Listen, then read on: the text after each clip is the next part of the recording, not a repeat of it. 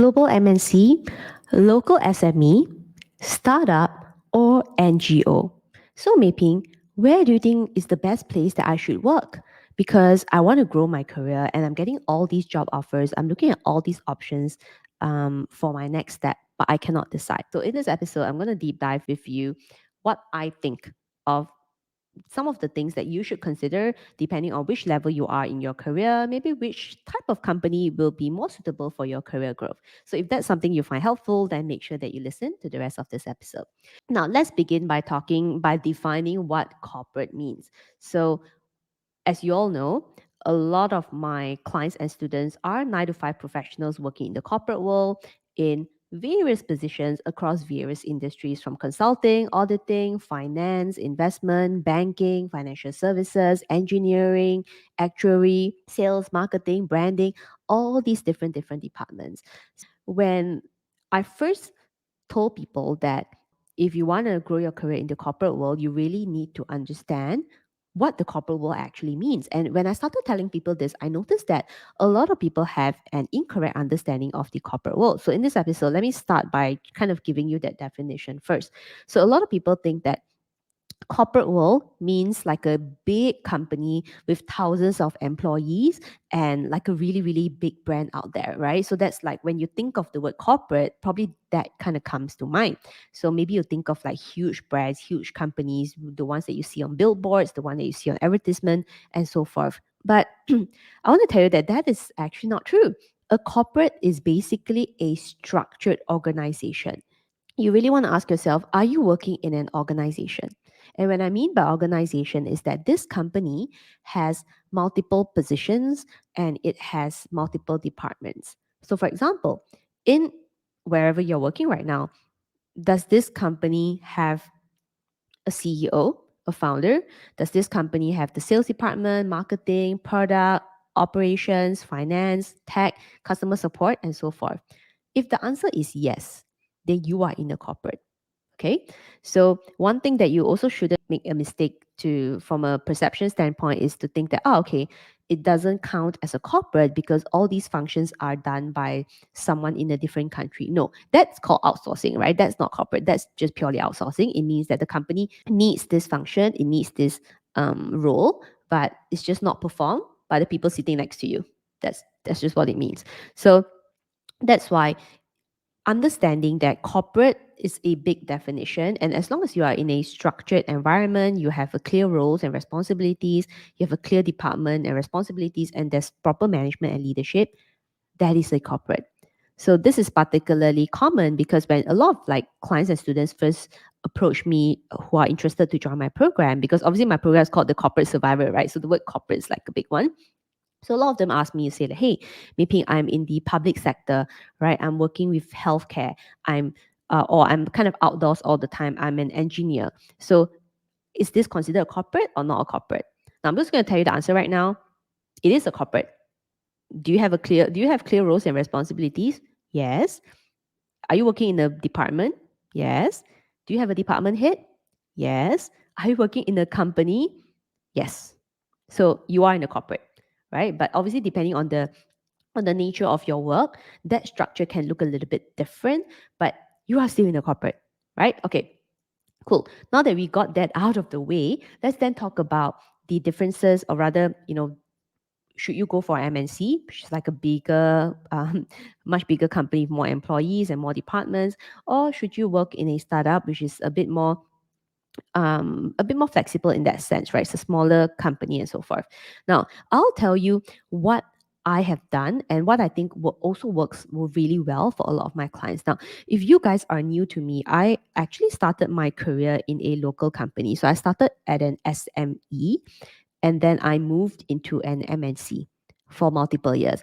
And throughout the later career in an MNC, which is at an international bank, I was actually leading the implementation and the launch of the Fintech department at Standard Chartered. Now, it's a new small department, and therefore it kind of works like a startup. Like within that big bank, that this part of my team kind of worked a little bit like a startup. So I think it's fair for me to say that I've experienced across the entire board throughout my more than 10 years of like corporate leadership career in the corporate world. So I can tell you this. Now, the answer It's simple, but not the easiest to come to a decision on.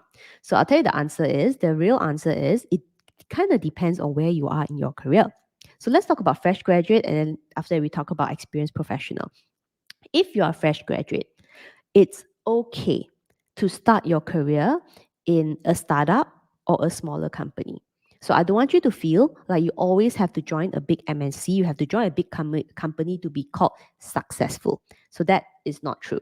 So if you're a fresh graduate just starting your career, it's actually okay to join a smaller company if you just kind of want to get a sense of like how everything works, like learning the end to end, a little bit more of a holistic understanding of like how everything is connected.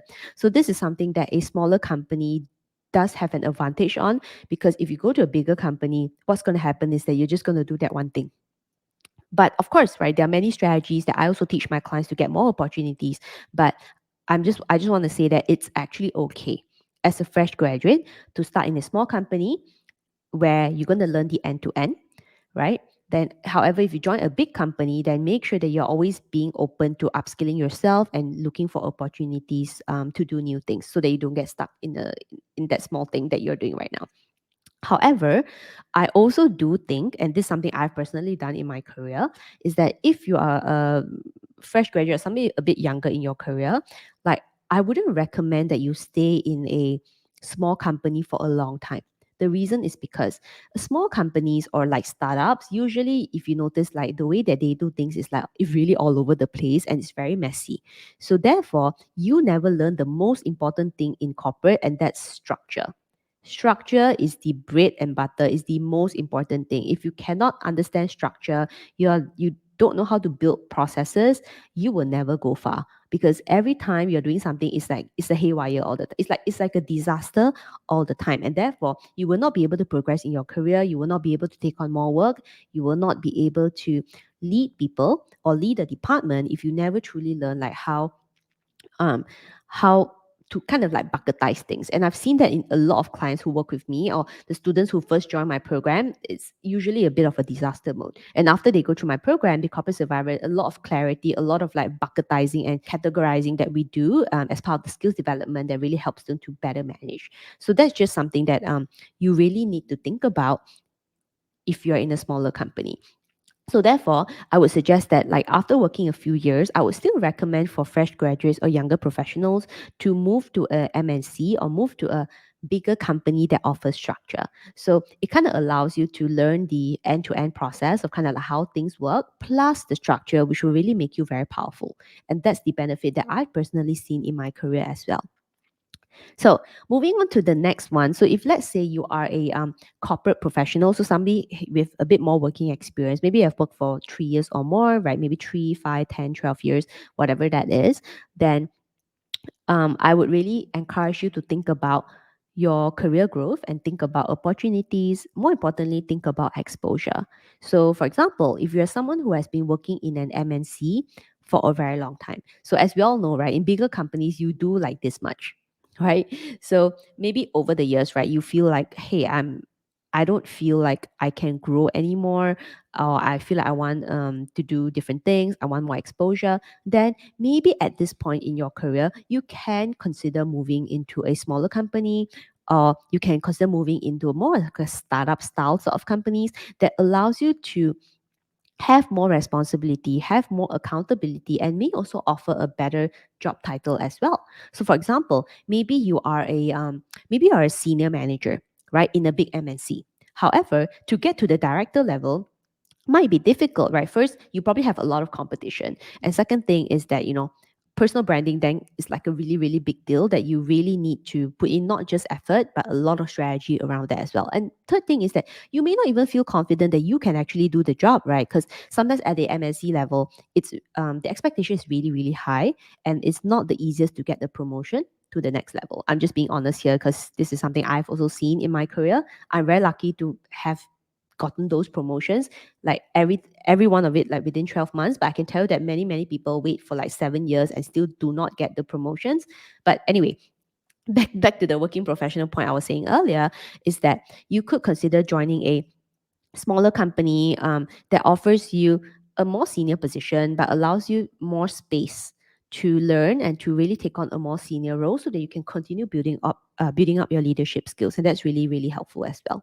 So it kind of really depends on like where you are in your career, that which company works better for you. But the point I want to get you guys to think about, like, in this episode is, what does career growth look like? And making sure that you are selecting the right companies and the right roles to contribute to add value, depending on the juncture that you are in your career. And this is really something that kind of allows you to move forward.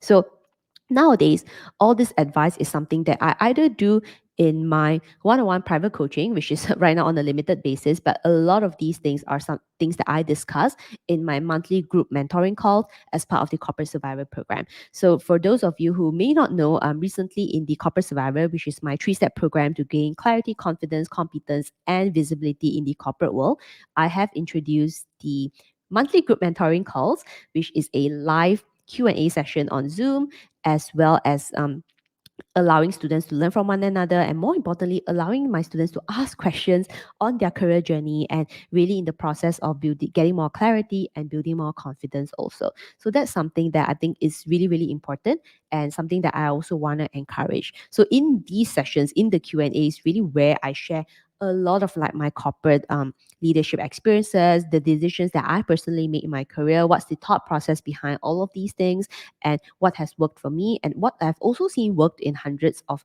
my clients that I've worked with since becoming a career coach more than 2 years ago. So it's actually really, really powerful. And I think that it's a really, really helpful session that allows me to impart a lot of my knowledge, my insights, my experiences, and just things that I've done that I know works, and obviously avoid the stuff that I know does not work, not just for me, but for hundreds of my students as well. And I think that's really the power of the mentoring part, right?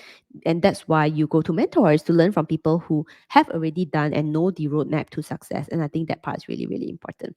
So with that, I want to know from you, where are you currently working right now?